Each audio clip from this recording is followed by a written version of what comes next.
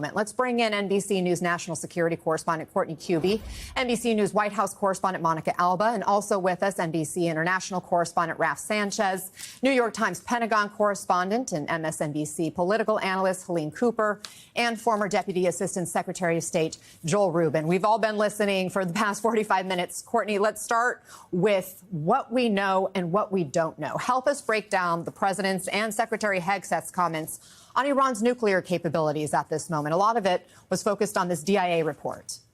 Yeah, and there were a couple of new things that we learned from the president there. He said that there's more information that has come in since that DIA report was first produced and disseminated throughout the national security apparatus. One thing I was really struck by was he said that they have people on the ground. Presumably he's talking about Israel, but any kind of acknowledgement that Israel has sent people on the ground to those three sites to do any kind of a damage assessment is pretty remarkable, Anna. Normally, especially if they would be some sort of intelligence assets or something, there would never, ever be any acknowledgement of people on the ground in a hostile country, especially during a conflict like this. So that was really striking to me. Another thing we learned that we've been asking here at the Pentagon for the last several days and not gotten an answer to is a little bit more about the bombing package that went into Iran over the weekend, the United States military.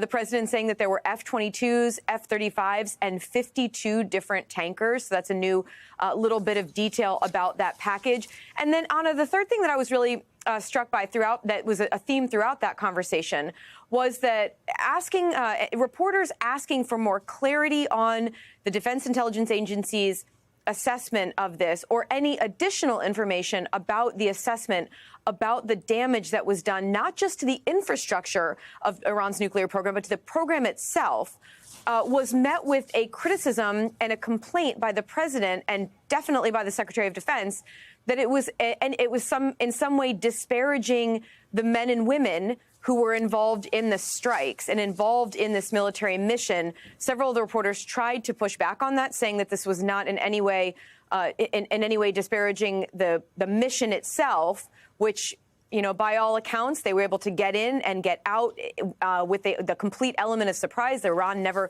fired any kind of shots at them. There were no aircraft down, nothing like that. They did hit the targets that were laid out for them.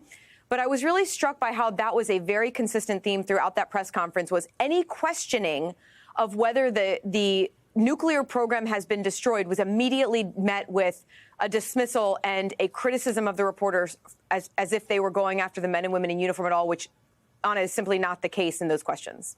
I want to bring in Kelly O'Donnell, who, as we all saw, is there at The Hague and was asking questions of the president. You had a rather lengthy exchange there near the end of his press conference. Kelly, what are your top takeaways from his answer? Well, I think the point that Courtney was making is an important one. It is a separate matter to ask about the intelligence assessments after action about what was struck, and that is not in any way intended as a disparagement or a diminishment of the capabilities of those who carried out the mission. They're very separate things.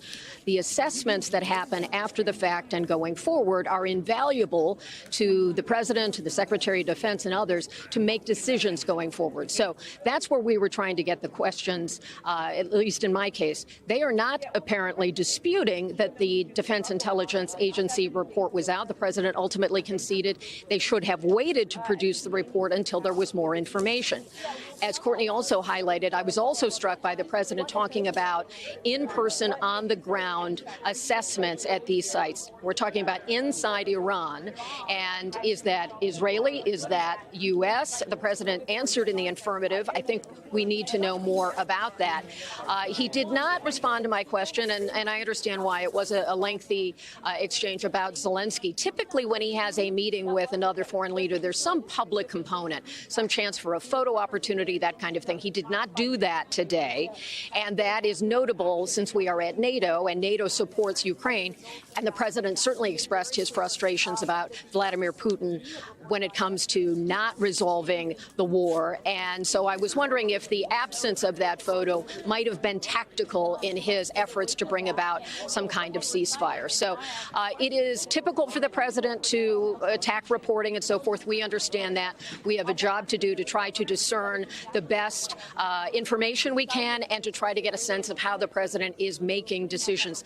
I asked him about his message to the intelligence community, and does he want unvarnished intelligence to come to him to help him to make decisions going forward, when often it is a conflicting picture. It's not easy to discern in complex situations what the outcome of this particular strike is, but much more broadly than that. And so I was trying to get at that. We certainly appreciate that the president takes questions. That is something that he has done a lot on this trip. Sometimes it's contentious. You might have seen I had a bit of a death grip on the microphone because I wanted the chance to follow up with the president where we could, and then ultimately he moved on to others. But he is also talking about Spain. So Spain had certainly a notable moment here with some of their reservations about contributing that 5% to NATO. And we certainly heard from Secretary General Rutte earlier his heaping praise on President Trump for the military strike and for his longtime advocacy for an increase in defense spending. So those are some of my initial takeaways from this consequential set of meetings and certainly recent days of events with President Trump. Anna? We certainly appreciate your tenacity in asking those questions on behalf of all of us and behalf of the American people to provide that information for us. And thanks for also getting up for us real quickly to be accessible, Kelly, for this interview. Joel, your reaction to what we heard from the president in the past 45, 50 minutes now? You know, Anna, there was a lot of multilateralism in this discussion, especially related to NATO. But I was very concerned about is the lack of urgency by the president to getting a diplomatic path forward with Iran. You know, after the United States dropped the bombs on Japan in World War II, there was an armistice. We locked in the end of that war, and then had a day forward. I really hope that we leverage this moment and take advantage of the window now available to lock in an agreement with Iran and to then move forward to try to figure out how to ensure they never do achieve a bomb down the road and that we have a new relationship and forge more peaceful paths in the Middle East. Helene, how much do you think the Iran situation has impacted how President Trump's been received at this summit? We certainly can't forget his checkered history, the push caught on camera at the summit in 2017, his past comments about Russia doing whatever the hell they want to NATO countries that don't meet the defense spending goals, etc. And there's that video from 2017. But he seemed to come in here with more of a command of this group. Well, I think he certainly came in with more of a swagger because he's still very proud of what he did over the weekend.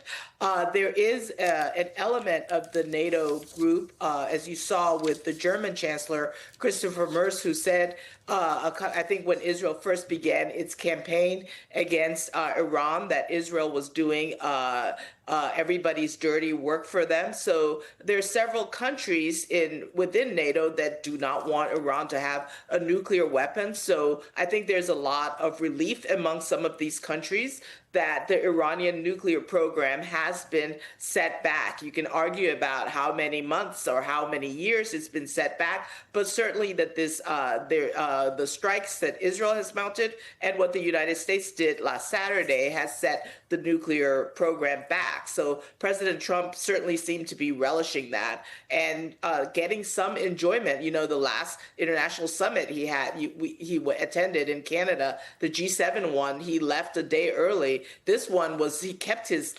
presence there deliberately short. He only arrived yesterday and he's coming back today, but he seems to be enjoying himself. Helene, thank you so much for being with us. Raf, still major question marks about how much the U.S. strikes may have degraded Iran's nuclear program. What's Israel saying as we hear Trump mention, trying to have people on site to assess it? Yeah, honestly, you heard the president throughout that lengthy press conference railing against this assessment that's put together by the DIA, the Pentagon's in-house intelligence agency, which assessed that Iran's nuclear program may have been set back 3 to 6 months. That is not an assessment that the president liked. Instead, he turned to an assessment made by the Israeli Atomic Energy Commission, which is much more favorable to him, much more in line with what he's saying. This is a 3-sentence statement.